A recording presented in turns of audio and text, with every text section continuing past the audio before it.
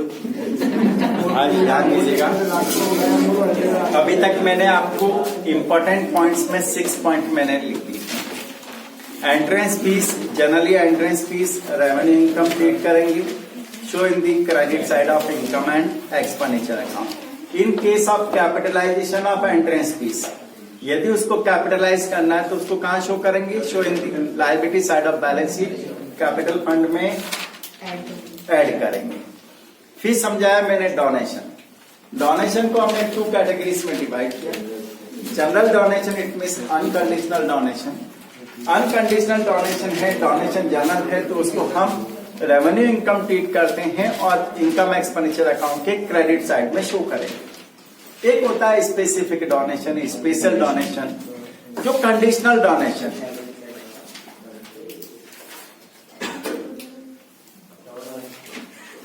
Donation for building, donation for furniture, donation for ground and pavilion, donation for library books, donation for swimming pool, जो किसी specific object के साथ मिलता है, वो specific donation show in the liability side of balance sheet. उसके बाद मैंने आपको एक्सप्लेन किया membership fees, subscription.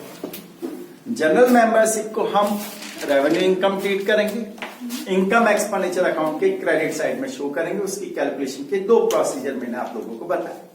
When number of members are given in the question, number of members given है तो डायरेक्ट नंबर ऑफ मेंबर्स को annual subscription fees से multiply कर दो, और नंबर ऑफ मेंबर्स गिवन नहीं है तो करंट ईयर का आउटस्टैंडिंग ऐड करना है और लास्ट ईयर का आउटस्टैंडिंग माइनस करना है। करंट ईयर का एडवांस माइनस और लास्ट ईयर का एडवांस प्लस करना है। उसके बाद मैंने बताया लाइफ मेंबरशिप फीस। जब कोई मेंबर हर लाइफ के लिए 1 टाइम मेंबरशिप फीस पे करता है तो it is a life membership fees.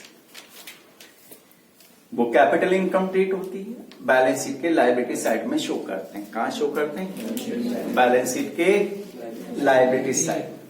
उसके बाद मैंने आपको लिखा है डेप्रिसिएशन। डेप्रिसिएशन के लिए आपको ध्यान रखना है कि आपको रेट ऑफ डेप्रिसिएशन गिवन नहीं है तो कैलकुलेट करना है, और income expenditure it means P&L account के डेबिट साइड में शो करना है। या तो आप एसेट्स अकाउंट प्रिपेयर कर लें या एडलेस सिस्टम कर लें, opening balance of assets plus purchase during the year minus assets sold during the year minus closing balance, या एसेट्स अकाउंट बना लें। उसके बाद मैंने आपको लिखा है stationery, medicine, postage stamp and consumable stocks. यदि यह हमें क्वेश्चन में दे रखा है इसको स्टॉक गिवन है तो हमने कितना मटेरियल कंज्यूम किया उसकी कॉस्ट प्राइस निकालनी पड़ेगी। Opening stock plus purchase minus closing stock. Number 7 जो है, नंबर 7 ये बड़ा इंपॉर्टेंट पॉइंट होता है, fund based accounting.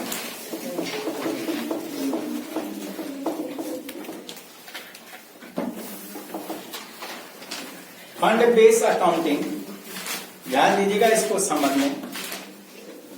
Fund based accounting जिसमें ऑलरेडी फंड को donation for building, donation for tournament, donation for prize, donation for building, सब अपने अपने मोबाइल को वाइब्रेशन मोड पर ले जाए भाई। ये स्पेसिफिक फंड बेस्ड अकाउंटिंग होता है। इसकी कैलकुलेशन कैसे करोगे समझ लेना। इसको कैसे कैलकुलेट करना है? Calculated as follows. पंकज और चुप हो जाना बेटा। जैसे सपोज मैंने टूर्नामेंट फंड बना रखा है। कौन सा फंड? टूर्नामेंट। कहता हूं समझ में नहीं आता। Opening balance of tournament fund, opening balance of tournament fund. Tournament fund का ओपनिंग बैलेंस क्या है? सपोज हमने एक फंड बना रखा, फंड क्रिएट कर रखा है, उस फंड में ऑलरेडी बैलेंस गिवन है सपोज 10,000। ये टूर्नामेंट पर्पज से हमने एक फंड बना रखा है। इसमें मुझे और कितना इस फंड के लिए अमाउंट रिसिप्ट होगी, कितना अमाउंट रिसिप्ट हुआ। 2 तरह की रिसिप्ट होती है। एक होता है donation receipt for tournament, donation received for tournament, मुझे टूर्नामेंट के लिए लोगों से टूर्नामेंट के लिए डोनेशन रिसीव हुआ। मान लो मुझे 50,000 रुपए का डोनेशन और मिल गया टूर्नामेंट के लिए, स्पोर्ट्स के लिए। और एक होता है कि ये फंड मैंने कहीं इन्वेस्ट कर रखा है, ये पैसा कहीं मैंने सेविंग कर रखा है, बैंक में डिपॉजिट करवा रखा है, तो उस पर इंटरेस्ट मिलता है। Interest received on tournament fund investment, tournament fund investment. मान लीजिएगा ये इंटरेस्ट मिला 1,000 का। इस फंड में कितना हो गया? 10,000 का ऑलरेडी बैलेंस था। इस फंड के लिए मुझे और अमाउंट रिसीव हुई, as a donation 50,000, as a interest 1,000। Total मेरे पास इस फंड का बैलेंस कितना हो गया? 61,000। अब इसमें से मैंने पेमेंट क्या कर दिया? इसमें से पेमेंट क्या कर दिया? हम इस फंड का यूटिलाइज केवल किसके लिए करेंगे? यदि मैंने कोई टूर्नामेंट एक्सपेंसेस कर दिए, टूर्नामेंट एक्सपेंसेस कर दिए मैंने, तो वो एक्सपेंसेस इसमें से माइनस होने हैं। क्या होना है? माइनस होना है। मैं यहां लिख नहीं रहा हूं, या लिख देता हूं। चलो 55,000 मैंने एक्सपेंसेस कर दिए, तो इसका फंड का पॉजिटिव बैलेंस बच गया कितना? 6,000। ये पॉजिटिव बैलेंस है, प्लस में आया। अब पॉजिटिव बैलेंस है तो इसको कहां शो करो? ये कोई भी ट्रांजेक्शन इनकम एक्सपेंडिचर में नहीं आएगा। ये क्लोजिंग बैलेंस शो करोगे आप। क्लोजिंग बैलेंस जो है वो पॉजिटिव है, तो इसको शो करोगे liability side of balance sheet, liability side of balance sheet, balance sheet के लायबिलिटी साइड में शो करोगे। सपोज यही बैलेंस नेगेटिव आ जाता, 61,000 और एक्सपेंसेस इससे ज्यादा हो जाते, मान लीजिएगा एक्सपेंसेस 70,000 हो गए।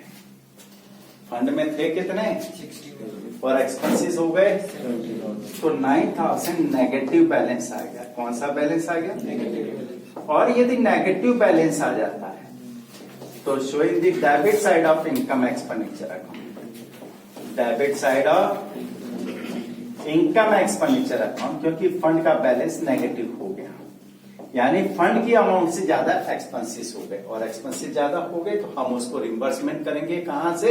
इनकम एक्सपेंडिचर अकाउंट से। तो एक इसका 3 मार्क्स का 101% क्वेश्चन कभी कभी आता है, ठीक है, 3 मार्क्स का। अब लास्ट पॉइंट इस चैप्टर का, कैपिटल फंड। कैपिटल फंड कई बार हमें क्वेश्चन में बैलेंस शीट प्रिपेयर करने के लिए कहते हैं। क्या बैलेंस शीट प्रिपेयर की? जहां सॉल प्रोप्राइटरशिप फर्म है, पार्टनरशिप फर्म है, वहां तो कैपिटल होती है। जहां कंपनी है वहां शेयर कैपिटल होता है, और जहां नॉन प्रॉफिट मेकिंग ऑर्गेनाइजेशन है वहां कोई इंडिविजुअल ऑनर नहीं होता है, तो वहां कैपिटल फंड होता है। क्या होता है? आपके पास ओपनिंग कैपिटल गिवन नहीं है। When opening balance of capital fund, opening balance means capital fund at the beginning of the year, capital fund at the is not given, यदि वो आपको नहीं दे रहा है। calculated as, अब इसको कैलकुलेट करना है। कैपिटल गिवन नहीं है तो हम बैलेंस शीट बनाते हैं। क्या बनाते हैं बेटा? Balance sheet. कौन सी balance sheet? At the beginning of the year, at the beginning of the year. इसको हम ओपनिंग बैलेंस शीट भी कह सकते हैं। क्या कह सकते हैं? ये इस साल की बिगिनिंग है, इस साल की ओपनिंग है, यानी लास्ट ईयर की क्लोजिंग।